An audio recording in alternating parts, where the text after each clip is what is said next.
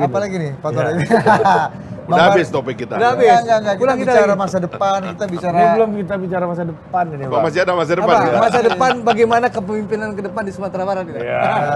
Itu satu forum nanti itu. Udah. Ya, tapi ini gimana kalau PDI sama Gerindra ini gimana menurut lu? Kalau koalisi Chemistry agak sama Gerindra. Ya udah masing-masing punya karakter lah. Iya. Kita saling menghormati, saling menghargai. Jadi jangan sampai forum ini jadi forum saling puji, Din. Udah lah, habis topik gua, Bos. Nah, tadi Dia mau jadi VOC mau jadi farmbook. Kita cerita ini, Opung. Iya kan? Kalau kita lihat situasi hari ini kan soal seperti perjanjian-perjanjian kayak gini kan politik bawah tangan ini, Opung.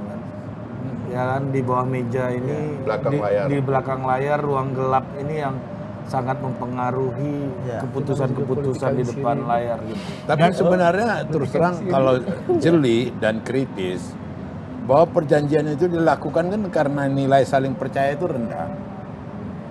Kalau nggak usah bikin perjanjian dong. Kalau udah saling percaya pada tingkat makrifat ya. Berarti Anies Sandi saling percaya rendah sebenarnya saat itu. Lo bukan pemahaman aku, ini kan subjektif. Oh iya. Iya kan? Artinya kalau sudah seiring sepakat nggak perlu. Ya, untuk apa bikin Nah, perjanjian? kenapa bikin perjanjian terus, Bang Andre? nggak tahu, waktu itu kan saya di bawah di ruang tamu. Bang Fadli, kalau saya salah ya, Bang Fadli itu ke atas ambil pulpen, ambil kertas, habis itu masuk ke ruang kerja Pak Prabowo. Kita itu menunggu di ruang tamu karena kebetulan ini sejarah ya, mohon maaf, Mas Anies dan Bang Sandi itu daftar ke KPUD DKI itu naik mobilnya Andre Rosiade. Ya.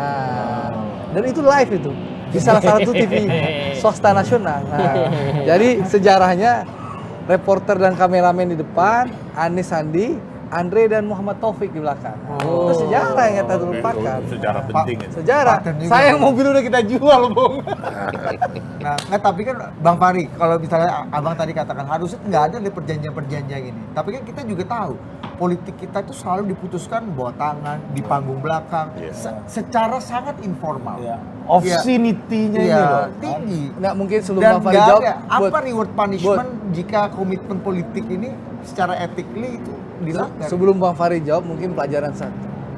Yang tertulis saja sering dilanggar, apalagi yang nggak tertulis. Nah, kalau kata Opung kan, Bang.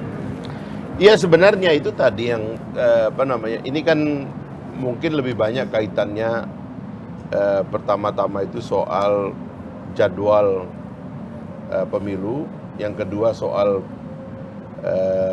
pencalonan, jadwal pencalonan, yang ketiga itu sebenarnya soal pembiayaan. Dan yang lebih banyak tadi ini kan soal pembiayaan. Sebenarnya sih kalau saya nguping-nguping tuh perjanjian tuh nggak satu macam gitu. Ada perjanjian antara kandidat dengan partai. Ada perjanjian di antara kandidat. Ada perjanjian antara kandidat dengan pengusaha. Ini banyak sebenarnya perjanjian ini kan sebenarnya. Itu bukan satu dokumen itu. Ini waktu itu Bang Fahri masih elit PKS waktu itu ya, Bang? Ya tahu lah, kiri kanannya tahu. Iseng banget. Nah. Jadi itu sebenarnya tidak ada karena tidak diakui oleh negara, gitu. Tidak diterima oleh negara dan tidak bisa dijadikan alat bukti dalam tuntutan apapun pidana atau perdata. Nah, tapi kenapa orang senang, Bang, pakai cara-cara ya itu tadi gitu? Karena ada kekosongan kan. Tadi itu misalnya kekosongan pembiayaan. Jelaslah bahwa pembiayaan politik kita ini itu yang saya bilang kan teori Bohir ini gitu. Makanya sebenarnya tadi kan Bohir ini kan begini ya. Ini yang kita belum tahu itu soal Bohir sebenarnya. Gitu. Siapa yang disebut Bohir dalam apa? Siapa yang memegang dokumen terakhir? Gitu. Itu Bohir itu. Dalam pembiayaan politik yang tidak jelas, pemegang dokumen terbanyak itu adalah Bohir. Karena orang-orang itu bikin perjanjian, tapi terakhir ini ada yang pegang teks besarnya gitu. naskah aslinya. Naskah besarnya lah, naskah yang paling banyak. Oh, si ini minjam sekian, si ini minjam sekian, si ini minjam sekian. Dan itu ada di tangan 1-2 orang begitu. Dalam kasus ini banyaklah ceritanya. Andre lebih tahu lah itu ya kan. Bagaimana peran Pak Hashim dan sebagainya itu saya tahu juga lah itu. Tapi ini semua sebenarnya karena ketidakjelasan kita dalam sistem pembiayaan politik. Biayanya terlalu mahal ya kan. Perangnya itu terlalu ugal-ugalan ini, Thai boxing ini gitu ya. Sehingga kemudian memaksa kita untuk mencari sumber pembiayaan yang sangat besar di luar mekanisme pembiayaan yang bisa kita selenggarakan secara formil, sekian jatah orang individual, sekian jatah untuk perusahaan misalnya gitu. Nah, akhirnya kita melewati itu semua. Dan itu sebenarnya bagian dari ketidakjelasan masa depan dari politik kita yang kalau tidak kita atur dari sekarang, ya selamanya permainan di belakang layar itu akan mendominasi permainan di depan layar gitu. Nah, yang kedua itu adalah soal mekanisme pencalonan gitu. Selama kita memakai tiket, yang tiket itu tidak bisa pernah dipenuhi ya, atau jarang yang bisa dipenuhi oleh satu partai politik. Dalam pemilu sekarang itu hanya bisa dipenuhi oleh PDIP, maka perkongsian yang memerlukan surat-surat keperdataan seolah-olah ada ikatan, itu akan berseliweran. Sekarang misalnya kandidat dengan partai politik, tapi setahu saya kandidat itu juga diikat oleh satu partai politik, oleh 2 partai politik. Jadi misalnya seorang kandidat dicalonkan oleh 3 parpol misalnya. 3 parpol itu selain dia naikkan dengan satu kandidat gitu ya, nanti ada juga kandidat ini dengan si A, dengan si B, dengan parpol A, parpol B, dan itu ikatannya beda-beda. Termasuk misalnya partai A minta karena dia sudah lama di kementerian itu, dia minta kementerian itu lagi misalnya. Loh, itu merampas hak prerogatif, itu nggak boleh itu. Di situ berlaku teori prerogatif. Presiden Republik Indonesia yang dipilih oleh rakyat tidak boleh diikat oleh siapapun. Itu sumpahnya waktu dia duduk dia disumpah di MPR itu adalah dia tidak boleh diikat oleh siapapun kecuali oleh rakyat melalui konstitusi negara. Bukankah dalam iklim demokrasi pasca reformasi, kalau kata Gus Dur dulu, ya emang akui aja lah politik kita ini dagang sapi. Ya itu dia. Iya kan? Nah, sebenarnya sistem yang baik itu menghilangkan dagang sapi. Misalnya kalau dalam sistem di banyak negara itu sistem hearing. Jadi seorang itu bukan hearing, namanya confirmation. Jadi orang itu boleh dicalonkan, misalnya partai politik disepakati calonnya ini dia dilempar dulu ke Kongres. Di sana diolah, diterima apa tidak gitu. Nah, kalau kalau tidak ada mekanisme seperti itu, tapi presiden tidak boleh diikat. Kalaupun harus diikat, ikatannya itu harus longgar, dan karena itu nggak harus tertulis, ya kan? Yang penting adalah bahwa semua partai politik itu merasa menjadi bagian dari koalisi, terutama setelah kemenangan. Gitu. Karena yang awal ini agak absurd sebenarnya itu, koalisi awal ini. Karena kadang-kadang ada orang yang bekas berantem 8 tahun, tiba-tiba bilang kami sekarang saling cinta, kami sekarang bersatu, kami satu visi misi. Padahal dia 8 tahun berantem. Bagaimana orang yang 8 tahun berantem tiba-tiba datang ke penghulu dia bilang kami saling cinta? Kan ini nggak benar sebenarnya. Ini adalah tipu daya yang nggak boleh dibiarkan. Nah, ada bang ya gitu? Oh ada, ya kan? Kata umum tipu-tipu kampung gitu. Tipu-tipu itu sebenarnya. Nah makanya kan itu tadi karena ketiadaan penjadwalan tidak ada. Ini soal tiket ini juga bermasalah. Soal pembiayaan itu nggak diatur secara baik gitu loh. Makanya kan saya bilang, ya sebenarnya saya juga ingin nyampaikan kepada semua kabinet dan juga khususnya kepada Pak Jokowi sebenarnya. Setahun 8 bulan ini masih panjang untuk digunakan untuk mengkonsolidasi transisi politik ini gitu. Makanya harusnya ya orang kayak Pak Mahfud MD itu bantuin beliau untuk ini gitu. Pertama misalnya keributan dalam koalisi itu kan nggak perlu bang. Bagaimana koalisi yang menteri-menterinya masih menjabat setahun 8 bulan dan sekali lagi ini lebih lama dari masa jabatan menteri-menterinya Pak Habibie loh ya, yang menyelesaikan begitu banyak masalah substansial di Republik ini, kok dibiarkan mereka itu pecah gitu loh. Nah sekarang kan pura-pura seolah-olah mereka silaturahim, tapi tolong itu dikelola secara real sebagai sebuah kesungguhan untuk tetap berkoalisi dalam pemerintahan sehingga PR-PR ke depan itu betul-betul mau diselesaikan dengan baik gitu.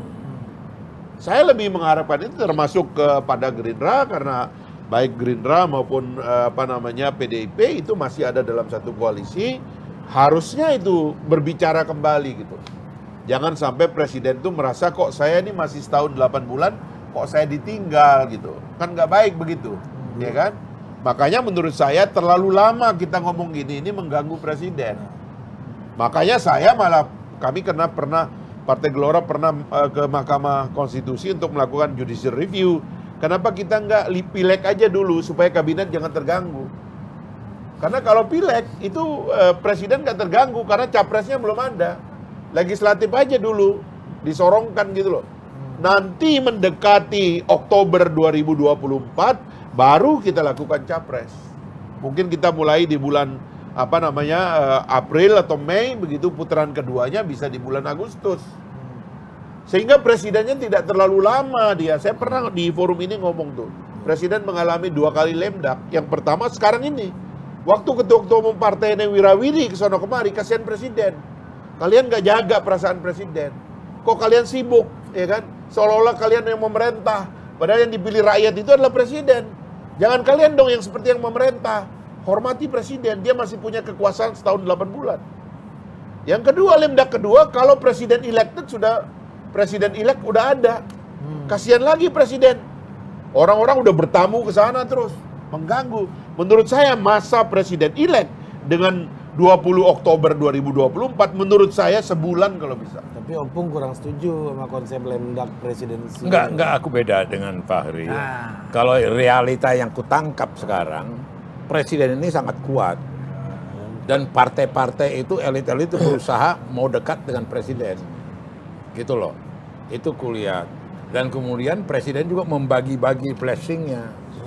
Wah, kalau lagi Golkar pidatonya apa, kalau lagi Gerindra pidatonya apa, kalau lagi ini pidatonya apa, gitu loh. Dan kemudian dalam persilatan itu kelihatan sekali mereka merasa credit point bisa dekat dengan Jokowi, gitu loh. Jadi aku agak berbeda soal lemdak tadi ya. Dalam arti kata ada itu saya berbeda juga dengan Rizal Ramli. Saya bilang sekarang dia cerita cukong-cukong, taipan-taipan kalau dipanggil ke Cikeas nggak mau datang lagi 1 tahun mau ini. Dulu. Ini nggak berlaku sama Jokowi. Jokowi nggak pernah undang taipan-taipan, nggak pernah ngajak taipan-taipan gitu loh. Nggak cocok. Jadi di mana lemdaknya gitu loh. Nah saya malah melihat sekarang ini kalau catatan kecil aja mengenai perjanjian itu. Kami mengalami pengalaman pahit satu perjanjian yang tidak hitam di atas putih. Waktu pemilihan di MPR. Akbar Tanjung menjanjikan, saya ikut di situ, menjanjikan akan memilih Mega jadi presiden. Suara Golkar semua akan diberikan. Untuk itu PDI kasih 100 kursi sama dia biar jadi ketua DPR. Nah waktu itu kemudian terjadi satu pengkhianatan itu kutulis juga di bukuku. Alasan Akbar, ternyata banyak anggota-anggota Golkar yang bekas HMI tidak bisa menerima perempuan jadi presiden. Kata dia. 100 kursi sudah diberi buat 100 kursi buat Akbar. Jadilah dia ketua DPR. Jadi itu perjanjian lisan. Tidak ada hitam di atas putih. Waktu itu, ya. Tapi maksud aku catatan-catatan itu kemudian kelihatan. Dan satu hikmah daripada perdebatan ini rakyat akan melihat karakteristik daripada partai itu. Sejauh mana partai-partai itu kemudian dicintai, disenangi oleh rakyat gitu. Makanya penting juga dong, Pung, perjanjian-perjanjian di balik layar, di bawah tangan ini bukan dibicarakan. itu yang dikatakan tadi supaya yang menghukum publik gitu bukan kan. Yang dikatakan Fahri tadi betul bahwa ada satu realita yang karena kondisi itu tadi, apalagi soal dikaitkan dengan keperdataan dan sebagainya, gitu loh, nggak punya implikasi hukum, nggak bisa. Kalau perjanjian power sharing gimana, Pung? Opung kan juga pernah melewati waktu Bu Mega jadi presiden gitu. Apa ya? Ya gimana kita menjaga komitmen power sharing yang udah disepakati. Kalau tadi kan Bang Fahri bilang ya nggak perlulah power sharing gitu Bung. Kamu mendapatkan apa, berapa, di kementerian apa. Di batu tulis tuh ada janji 10 Dengan menteri. perjanjian. Untuk Wapres. Artinya begini ya. Ya ini bukan soal idealis atau moralitas atau apa. Ada satu perjanjian yang gimana ya, nggak usah mesti ditulis, tetapi disepakati, gitu loh.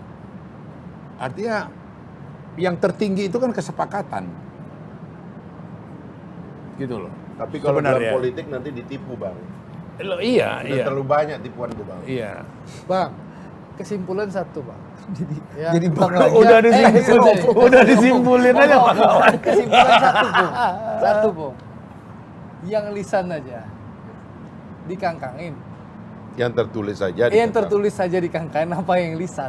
Kalau dengar cerita kita semua itu Iya, aja iya. kesimpulannya. Nggak bisa. Saya mohon maaf ya bang. Saya opung ini. Saya ada perbedaan karena gini. Semua prosedur dalam negara itu mesti tertulis.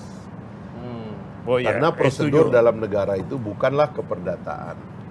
Makanya harus ada undang-undang power sharing, undang-undang koalisi. Itu harus pendanaan dibuat politik, itu. Nggak bisa pendanaan. kita membiarkan itikat baik itu berkuasa di situ. Tapi kalau menurut saya, kalau dalam sistem presidensialisme memang ada yang namanya hak prerogatif, bang. Karena kita memilih sistem presidensial. Jadi Kalau itu sistemnya lobby halal. parlementer, Tarik maka duit dari- ada power sharing, pembentukan kekuasaan. Kalau kekuasaan Lobby itu dibayar. terbentuk koalisi mayoritas, namanya ruling majority. Ruling majority kemudian mengangkat sebagian dari anggota kongres atau anggota parlemennya itu menjadi menteri juga, menjadi kepala eksekutif. Dalam parlementer itu diizinkan. Dalam presidensial, anggota parlemen itu tidak boleh menjadi menteri. Maka dia harus mencari orang lain. Dalam hal ini, undang-undang dan konstitusi memberikan hak prerogatif kepada presiden. Tapi kita harus mengatur bagaimana caranya presiden memilih menteri dalam jatah-jatah dari partai politik yang mendukung dia. Nah, ini yang tidak ada aturannya, Bang. Iya. Termasuk misalnya pos kering, pos basah, ya kan? Iya. Itu kan nggak boleh dibiarkan itu kemudian menjadi Kebiasaan. menjadi sekedar informal gitu loh, Iya. ya kan? Mata air, Karena air mata, mata air, air mata begitu. Nah kalau di DPR kan kita pernah mengalami itu, Bang. Ada kita Ya, pilih sama, sistemnya. ya sama dengan PKS dulu. bilang. Iya kan? Fraksi kesejahteraan. Jangan terlalu dibacain itu. Kalau di DPR itu di PKS dulu gimana? PKS dulu. Kasih gimana? Kita nggak tahu nih ada nih. Kalau di DPR itu ada sistemnya itu, ada metodenya. Jadi ada namanya senlik atau apa namanya itu peristiwanya itu. Jadi dibagi nanti. Begitu kita menang, cara memilih pemimpinnya gini. Pimpinan komisi Sistem dan paket atau berdasarkan hasil pemilu. Kayak sekarang ini kan sistem Hasil pemilu. Karena PDIP menang pemilu artinya di atas, maka ketua DPR-nya adalah Mbak Puan nomor 2, 3, 4 sebagai wakil, ya kan? Nah, kemudian pembagian komisi-komisi gimana? Ada sistemnya itu. Di persentase. Lalu orangnya tuh rapat menentukan pilihan. Oh, saya milih ketua komisi 1. Oh, saya milih wakil ketua komisi 11. Dan seterusnya itu ada sistemnya. Kenapa DPR yang sebenarnya lebih complicated Lebih informal, suaranya nggak ada keributan? Kenapa? Karena pada dasarnya ada sistem pembagian. Aturannya Nah jelas. di dalam eksekutif itu kan dan lain-lainnya itu nggak ada sistem pembagian. Tapi terus terang yang Fahri garis bawahi awal dulu dan membuat saya pikir tingkat kesadaran menjadi makin lebih terbuka lagi. Waktu ada calon presiden belum ada masuk jadwal KPU sudah malang melintang gitu loh kampanye ke sana. Waktu itu Fahri cukup keras mengapakan itu, mengingatkan itu gitu loh. Ya itu termasuk ketiadaan jadwal. Iya, nggak menurut ada- saya nggak ada aturan. Nggak Itu ada. tidak boleh. Jadi negara itu tidak bisa diurus oleh keperdataan. Negara harus diurus oleh hukum publik, gitu loh. Iya. Nah ketiadaan ini harus dibuat. Saya mengusulkan kalau KPU misalnya Sebenarnya tidak KPU bisa, bisa kuat, ya. harusnya KPU bisa membuat aturan-aturan. Iya, KPU. Itu yang saya bilang kan harusnya ini kan ada 3 entitas mau dikontestasi. Satu partai politiknya diadu dulu. Yang kedua calegnya diadu. Baru yang ketiga capresnya diadu. Ini ada ya dia jadwalkan dulu. Partai politik diadu 3 bulan. Habis itu calegnya diadu 3 bulan. sisanya baru capres. Biar fokus ya. Biar fokus. Ini enggak. Amprukan semua gitu. Akhirnya yang laku cuma capres. Kan waktu itu abang anggota DPR apa ininya bang? Waktu di DPR dulu pembahasannya. Kenapa? Apakah soal efisiensi aja waktu kampanye ini yang serentak atau gimana? Memang ya harusnya delegasi teknisnya diserahkan kepada KPU supaya lebih fleksibel. Itu yang saya bilang, harusnya penjadwalan kan begini. Penjadwalan itu adalah murni kesepakatan Komisi 2 KPU dengan Kemendagri, mewakili pemerintah, mewakili presiden. Harusnya kalau KPU-nya mau mengambil inisiatif, ajukan peraturan KPU baru, undang Mendagri dengan Komisi 2 bahas, kalau disepakati asik. Dan jadi Yang pegangan. begini-begini ini, Anda sebagai total politik, Detikkom, adu perspektif, menghadirkan, bikin podium di sini, hadirkan. Sekarang masa adalah menguji apa beda partai politik satu dengan yang lain. Berderetlah itu 18 orang itu. Sekaligus atau tidak, terserah. Tapi rakyat nyontonnya enak. Oh ini bedanya ini, partai ini dengan partai ini. Oh ternyata partai ini nggak ada bedanya, ini bohong aja ini. Ya kan? Atau gini Bang, Hah? ada Pak, ini kadernya bekerja di DPR dan di Bisa Dapil. juga. Yang satu lagi kerja di Twitter, itu bisa juga Bang. Kasih cerita Valdo Maldini dulu. kenapa Anda ketawa lagi Valdo Maldini? Cerita. Masuk serangan ke Cerita. pihak tertentu. Cerita Ini kan opung. gitu kan? Ini Beda ya. ada cerita opung nih. Apa ya? Ketemunya kader PKS sama kader PDS ini dulu loh. Apanya? Partai PDS Oh, ini. PKS sama PDS nggak boleh merokok. Oh iya. Ah, Terus gimana? Dua-dua itu melarang merokok. Iya. Iya. Satu partai dari sorga, itu kan pakai merpati. Iya, partai dari surga. PDS. Satu lagi partai ke sorga, PKS. Ketemu silang Berselisih mereka. Di ayat Mazmur 234. Dilihat tuh di mana? Rupanya ayat Ji Samsu. Nggak boleh merokok. Putus. Jadi dua-dua sepakat tak boleh merokok. Partai dari surga sama partai ke PKS nggak boleh merokok. Betul. PDS nggak boleh merokok. Dilarang itu. Bang Andre pun kawan-kawannya di Hambalang juga nggak berani ngerokok, Bro. Iya. Dan Lebih saya memang tepatnya. saya nggak ngerokok, Iya, Opung. kawan-kawannya. Tapi yang jelas Opung itu. Oke. Itu tadi. Itu humor itu. Enggak, tapi menarik tadi, Pung. Ya. Yang diusulkan Bang Fahri itu bagus. Yang PKS. Bagaimana caleg-caleg tampil itu. Partai tampilnya ketahuan yang kerja di Nah, DPR dan Dapil dan Iya. kerja di Twitter. Makanya benar itu Pung. kasih Pak Torik nanti. boleh tuh tuh. bikin Bisa, event, bisa, ya kan? bisa. Oke. Nah, Oke, oke, Opung. sponsor ya. Kita sampai ujung nih ya. Ya, ujung. Tolong Opung. hikmah lu. Mitra-mitra Bang Andre komisi dulu dan kasih itu. hikmah dan kebijaksanaan dari pembicaraan kita. Kesimpulan. Ini, Jadi Bang. Kesimpulan. ini kategorisasi umur dulu kan, Iya. satu sini. Oh, jadi Ya. Ini masa tua Bang Andre kayak gini nih. Jangan ketawa-ketawa Bang sekarang. Masih kan? Maksudmu memprihatinkan? Bukan. Bukan. Masih aktif gitu loh. Enggak, dan Masih dulu- aktif. Dan dulu masih enggak, Opung bilang waktu dialog sama Andre Rosiade, Bang, sama Bang Fahri Iya. itu di dalam. Wih, paten juga Andre nih.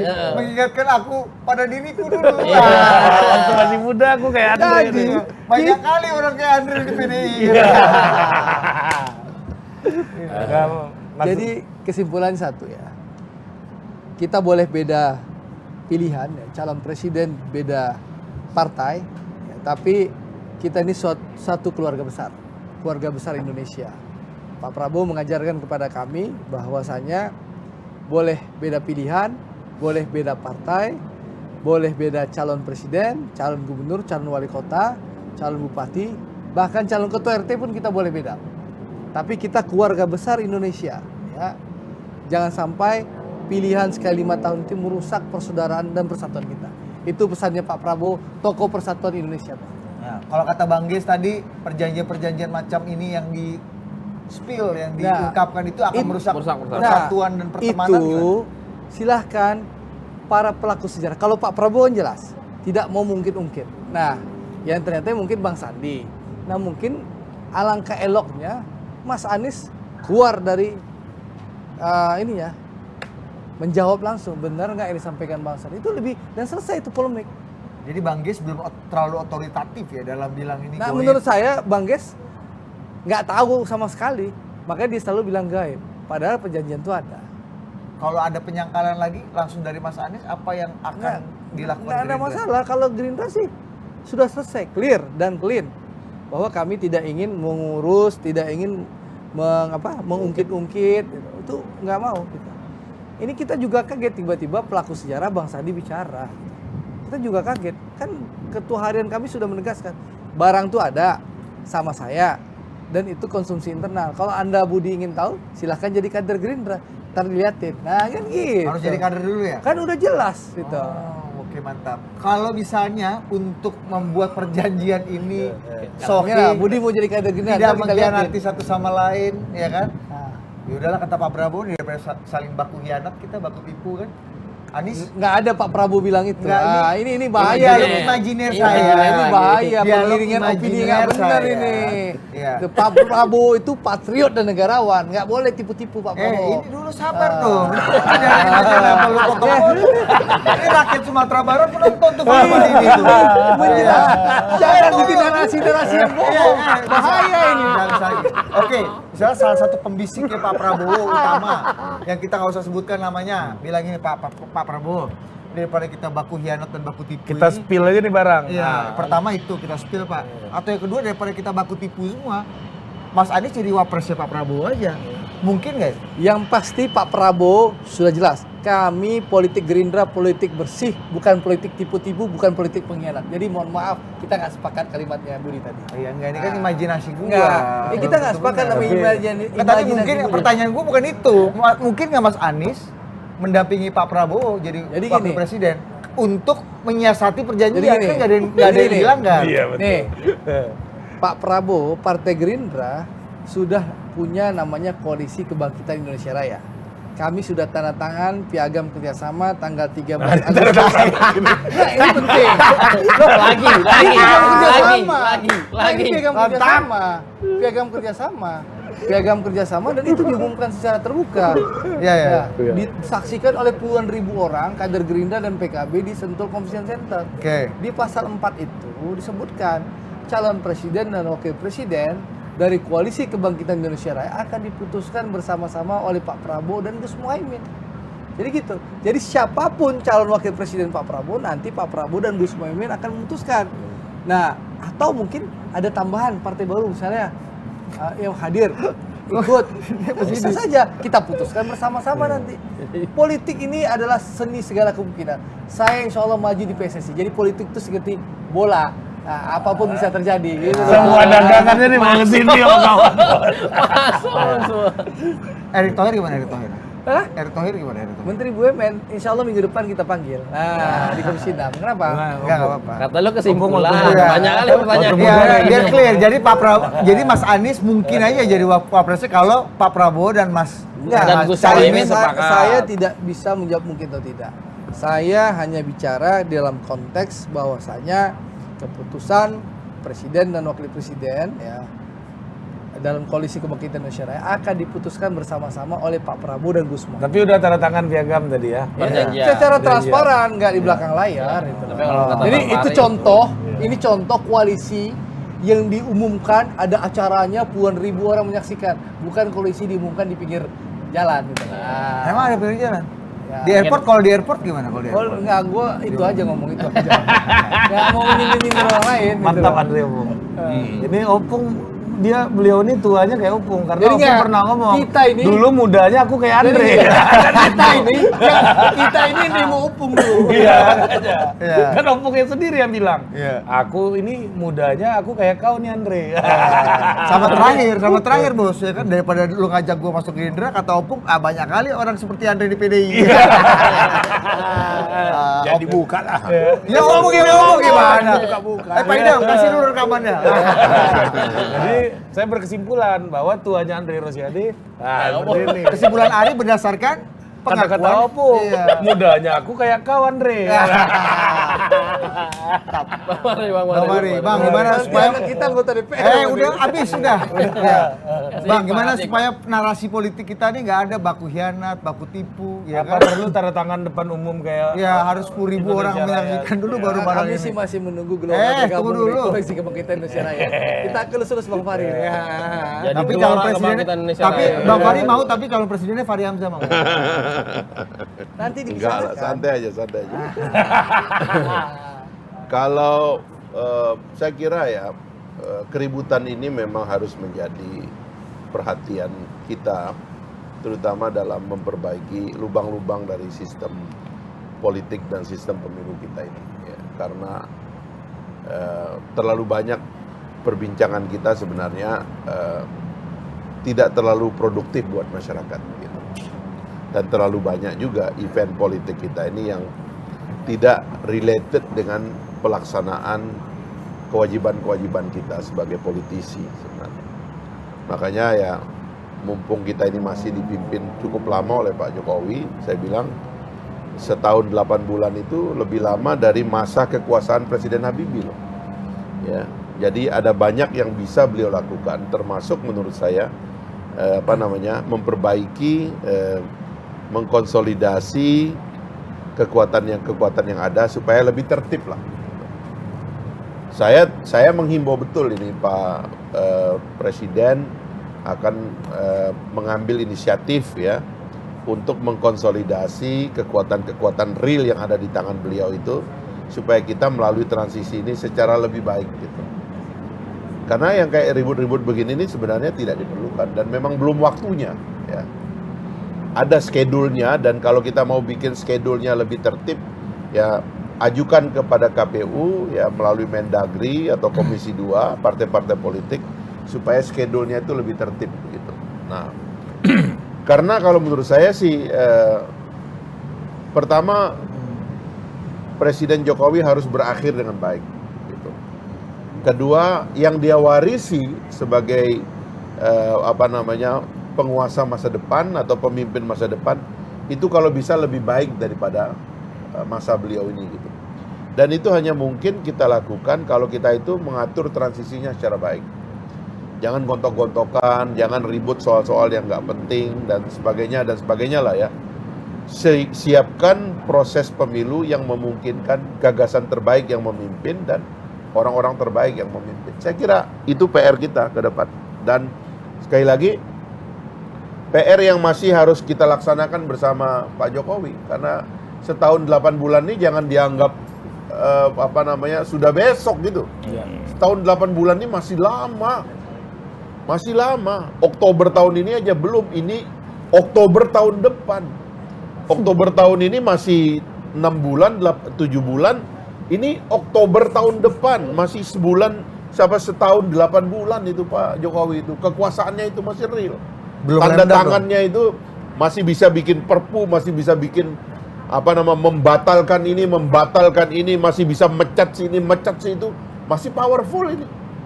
Jangan dianggap setahun 8 bulan ini waktu yang cepat. Nah, karena itulah menurut saya ya kearifan kita semua, ayo kita jadwalkan secara baik dan tolong partai-partai terutama ketua umum partai dan teman-teman yang juga punya hasrat untuk memimpin yang akan datang, coba atur langkahnya itu supaya lebih tertib gitu loh. Yang berada di dalam koalisi pemerintahan, ayo bersatu kembali. Jangan seolah-olah bertengkar dan seolah-olah berbeda, padahal selama ini biasa-biasa saja. Ngumpul kembali, desain sesuatu yang baik bareng-bareng, supaya presidennya juga melangkahnya itu tidak terganggu. Gitu. Terus terang ini banyak sekali langkah presiden terganggu gara-gara jadwal kita dan keperdataan yang tidak kita regulasi. Dan mudah-mudahan KPU juga sadar. Dia jangan menikmati ribut-ribut kayak begini. Harusnya ya KPU itu punya lead bank gitu loh. Begitu ada ribut kayak gini langsung dia tangkap. Manggil ahli. Kenapa nih ada keributan kayak gini? Oh ini soal keperdataan. Harusnya KPU bikin peraturan. Bahwa aturan keperdataan tidak boleh diungkap. Karena kalau diungkap misalnya itu bisa menyebabkan peristiwa pidana, peristiwa lain-lainnya. Terkait regulasi payung sudah ada. Misalnya di Pilpres saya bilang hak prerogatif itu payung. Misalnya di pembiayaan pemilu ada undang-undang ada aturan tentang pembiayaan pemilu dan ada laporan pembiayaan pemilu. Ini kalau berbeda dengan apa yang terjadi underground dengan apa yang dilaporkan secara resmi kan berbahaya sekali. Lagi-lagi ini potensi keributan yang menurut saya harus kita selesaikan. Saya berharap lah ya kalau meskipun sama-sama berawal dengan huruf G ya kan, tapi Gerindra kan ada di dalam DPR, ada di dalam pemerintahan. Ya, saya minta Bung Andri dan kawan-kawan mungkin lebih ambil inisiatif lah. Karena saya punya firasat baik tentang Pak Prabowo. Firasat saya adalah karena dia ini orang yang sudah sangat lama berjuang, ya Bang Panda tahu bagaimana Pak Prabowo berjuang dari zaman Orde Baru dulu. Jadi kalau sudah waktunya santai aja, ya, nggak boleh menjadi bagian yang ribut gitu. Menurut saya ya, karena itu Pak Prabowo itu calm aja, ya, bantu presiden, ya, berjalan konsolidasi teman-teman. Bahkan mungkin sebagai senior di situ perlu bilanglah kepada yang lain-lain, ya, jangan ginilah kita, ya kan, duduk-duduklah dulu kita, baik-baik dulu lah. Belanda masih jauh kok, kita udah bertengkar kayak begini kan. Ayolah kita konsolidasi lagi, ya kan. Ajak lagi itu Bang Surya dan sebagainya. Duduklah kita, ngapain bertengkar dulu? Ini kan masih panjang cerita. Oh jadi kemarin pertemuan Pak Luhut sama Pak Surya itu positif tuh Bang ya, secara gestur. Harusnya itu dalam rangka, ya memang ini kenapa pemerintah ini mesti terlibat dalam yang begini-begini? Masih panjang ceritanya ini, masih panjang. Pak Habibie itu dalam setahun 7 bulan itu, di dalamnya termasuk penyelenggaraan pemilu terbaik sepanjang sejarah Indonesia modern setelah pemilu tahun 55. Masa kita diberi waktu kayak gini, kita nggak bisa bikin pemilu yang terbaik yang akan dikenang? Gitu. Bisa, yang penting kompak gitu loh. Oke. Nah ini salam saya Bung Andri ke kawan-kawan, santai aja. Ya kan? Jangan terlalu diganggu oleh sesuatu yang belum waktunya menurut saya. Oke. Bang, terakhir nih, pesan untuk Bang Andre Komisi BUMN ini yang rapat dengar pendapat sama direksi BUMN ini, Abang ada pesan? Jangan. Kasih dulu pesan dikit Bang. Saya pernah 3 tahun lebih di komisi dia ini. Pimpinan tuh. Paling galak Enggak, deh Bang bukan kalau sama pimpinan. direksi Bang. Ya, cuman Di saya tahu lah. video-video. Kesulitan dia saya tahu lah. Terutama karena terlalu dekat sama Erick Thohir. Jadi nggak usah lagi Bang. Saya juga dulu dekat sama almarhum Sugiharto, Menteri BUMN. Ya. Tapi bagus lah. Andri kan dianggap di kampung halamannya bekerja lebih banyak, katanya konkret. Ya. Mudah-mudahan lah jadi gubernur. Kita atur lah kawan-kawan ini Bang ya supaya menjabat semua lah gitu. Buat apa? Kan memang waktunya regenerasi bangsa terjadi, nggak apa-apa. Ampun udah mau mendoakan Gerindra menang ini. Itu Bung. Wow. Gaya VOC Bung. Kan Ampun yang bilang, mana mungkin aku doakan kau. Malah mungkin gunakan VOC keluar Bang. Itu monumental soalnya. Itu dialog di situ monumental Bang. Pesan untuk Andre Rosiade yang bersama mitra BUMN ini gimana Bang? Makanya kan itu Bang Andre kan. Udah, opung kasih hikmah udah. lah. Jadi olah-olah lagi Hidup Anda menuju Jadi- kampung nih kan. Kalau saya lihat ya hiruk pikuk atau yang terjadi dan apa ini terutama itu untungnya kami belum berkoalisi. Yang sumber daripada cerita ini kan yang berkoalisi nih. Loh, enggak ini kalau ini aku apa aja lah, lihat dari angle lain. Iya. Satu. Kemudian juga aku senang itu yang Fahri tadi ngingati 1 tahun, 8 bulan dan sebagainya itu. Terus terang aja, saya bukan karena apa ya, saya lihat dari kepemimpinan presiden dan kemudian kontrolnya terhadap pusat-pusat kekuasaan itu berjalan baik gitu loh dan under control gitu loh. Dalam arti kata bagaimana jaksa agungnya, bagaimana kapolrinya, bagaimana menko polhukamnya, menko yang lain ya. Dan kemudian juga pembangunan apa yang dilakukan, infrastruktur, kemudian keadaan ekonomi. Saya lihat dia dalam posisi yang betul-betul posisi presiden yang betul-betul yang diharapkan oleh rakyat gitu loh. Saya yakin dia akan meninggalkan legenda, akan jadi legend ya dari ininya dia. Artinya kekuatan yang pertama pada dia tidak korupsi, dia tidak KKN. Itu betul-betul kekuatan moralnya bukan main itu gitu loh. Dan itu jadi legenda gitu loh. Nah kemudian juga kalau pintar membaca sebagai orang politik, melihat katakanlah di ulang tahun Gerindra, katakanlah waktu apa Golkar, waktu bulan bintang, waktu seorang, kalau simak pidatonya itu, ada yang sering dia katakan, jangan pilih calon presiden kerasa gerusu, jangan ini, gitu loh. Berarti ya, rupanya ada yang melakukan itu, gitu loh. Itu atau yang melakukan itu nggak nanya ke dia, gitu, macam-macam, jadi macam-macam tafsir. Tapi artinya. Dan kemudian koalisi-koalisi yang terjadi ini sekarang itu memberikan sesuatu yang ini juga, pembelajaran juga. Oh, bagaimana Gerindra dengan PKB? Oh, bagaimana Golkar dengan apa? KIB. Dengan bagaimana ini? Bagaimana? Ya kan? Partainya si Fahri belum ikut-ikut. belum ikut-ikut apa? Koalisi gitulah. Ntar lagi tuh Bang. Lo enggak, artinya maksud aku dari situ kelihatan.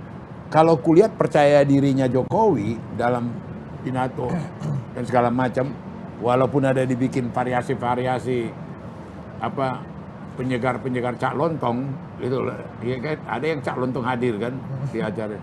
Aku melihat terus terang dari pengamatan politik saya, dia powerful dan dia mempunyai karisma, mempunyai grip satu. Nah kemudian itu dia kan terus saja mau dituduh dia kampanye, mau periode ketiga atau apa, dia terus saja pergi ke rakyat, mendatangi rakyat, berdialog dengan rakyat gitu loh. Nah, nanti kalau saya terlampau banyak kuceritakan tuh karena dia PDI Perjuangan gitu loh. Apa-apa, coba kasih cerita-cerita belakang layar. Iya, artinya Kader terbaik ya. kader terbaik gitu loh. Jadi Masuk barang itu. Jadi nggak cuma orang yang nggak tahu partai, ada itu ahli-ahli pengamat politik yang mengatakan perpanjangan petugas partai, kan begitu. Mau direndahkan dengan istilah petugas seperti petugas hansip satpam gitu loh. Ya kan, padahal petugas itu adalah bahagian inherent daripada orang partai gitu loh. Seperti PDI Perjuangan itu ada 3 pilar. Yang di struktur partai seperti Mega dan Hasto, di struktur pemerintahan seperti Lauli, menteri-menteri segala macam, di struktur legislatif seperti Bambang Pacul, gitu. Ada 3 pilar dan itu sentralnya di partai gitu loh. Dan itu memang betul-betul di drive menjadi mereka perpanjangan tangan, alat daripada partai gitu loh. Jadi peristiwa yang ribut-ribut sekarang ini, entah bagaimana Andre ya, banyak kali menguntungkan PDI Perjuangan. iya rakyat dulu. Wah, kalau begini PDI lah yang kita pilih gitu. Iya, nggak bukan dilihat gitu. Lora dapat dikit Bang. Dapatlah dikit. Rame Gerindra. Dengar dulu, rame Gerindra, rame Nasdem. Ada apa lagi ini? Koalisi kayak ini, bertandang ini ke sana. Jadi masalah gitu. Apa katanya? Apa kau bilang? Wah, memang PDI Perjuangan lah ini yang paling baik. Masuk. Opung kan pernah bilang, Langsung mudanya makan Opung malam kayak tuh Andre ini dulu kan. Iya. Nah kira-kira Andre ini bisa tuanya kayak Opung nggak jadi kawan presiden, ya kan? Kan Opung temannya presiden. Tergantung persilatan. Nah itu yang masukku dikasih dulu. Loh, dia udah cerita friend sama Erick Prabowo. Thohir. Prabowo. Itu lah. kan bukan friend. Siap Siap gerak ketua umum saya. Iya, tapi dekat kan. Apa beda Opung Panda dengan Opung Luhut dalam kaitannya dengan presiden? Nah, kalau kasih Andre cerita ini kan, untuk penutup Bang kita. Andre ini kan pembantunya Pak Prabowo di partai. Kalau Opung kan Jangan temannya presiden. diarahkan terus. Nah, coba apa bedanya Pak Luhut, Opung Luhut dan Opung Iya, Panda? nggak ada beda. Ini nggak ada closing. Nggak ada beda. Nggak ada beda dong. Kebanyakan Orang moderator family. untuk Katanya Opung Luhut pernah protes sama Opung. Udah, orang family kok gimana sini. Nama Ban Panjaitan. Opung, nggak tergoda sama VOC itu. Bukan, dia mau garis bawahi, jangan lupa family. Gitu. Iya kan? Jadi Andre masih bisa jadi Kasih friend pesan presiden Opung, punya Bung. friend. Kasih pesan dulu untuk Andre Rosiade Gerindra dan Ya jangan. newcomers di politik di Partai Gelora Wah, dan Bang dia Fahri. mana Enggak, newcomers ya? Gelora, Partainya. Partai masuk bareng. Orang-orang yang di dalam pemain Ngeri-ngeri. semua. Kasih lu pesan. Kasih lu pesan buat Pemain apaan? kasih lu pesan buat Andre dan buat Bang Fahri. Jadi Ada aja tema barunya. Ada tema barunya, Po. Iya, kan hikmah kebijaksanaan senior, Bos. Ya kan? Tausiah. Sosial kebangsaan. dengar dulu, ku tanyalah temanku yang di PKS. Ya kan? Ya kan? Ini kan di PKS ada kan di Golkar kan ada. Ada. Ya kan? Sekarang ada ini. Itu kan PKS ini kan jago juga mereka banyak. Ku tanya, bagaimana dengan Partai Gelora? Aku bilang gitu kan. Ah, sama aja kok sama kita itu katanya. Itu bayangin. Sama aja sama kita gitu loh. Oh, sama. Cuma namanya beda. Jadi berarti orang ini ada pembagian kerja, sindikat juga. Kalau Andre. Buat Andre. Pesan buat Andre. Buat anggota DPR pertama kali kan. Iya, calon gubernur. Iya, calon gubernur. Iya ya itu aku bilang tadi, dia juga harus itu tadi. Yo kanan di orang lalu kanan di awak gitu loh. Apa tuh? Ya lebih berdiplomasi lagi, jangan ditanggapin. Seperti tadi dia sama siapa itu gitu loh. Hai guys. Sekali, Hai. Opung. Jadi Andre, Opung optimis Andre bisa jadi presiden punya friend. Andre ini Presiden. sosok kayak Andre ini lebih cocok di Gerindra atau di PDI? Sosok seperti Andre ini lebih cocok di Di Gerindra. PDI sebenarnya. Udah. Selamat malam. Oke, udah. Ini moderator tukang olah bener. Selamat malam. Sampai jumpa lagi di Perspektif berikutnya.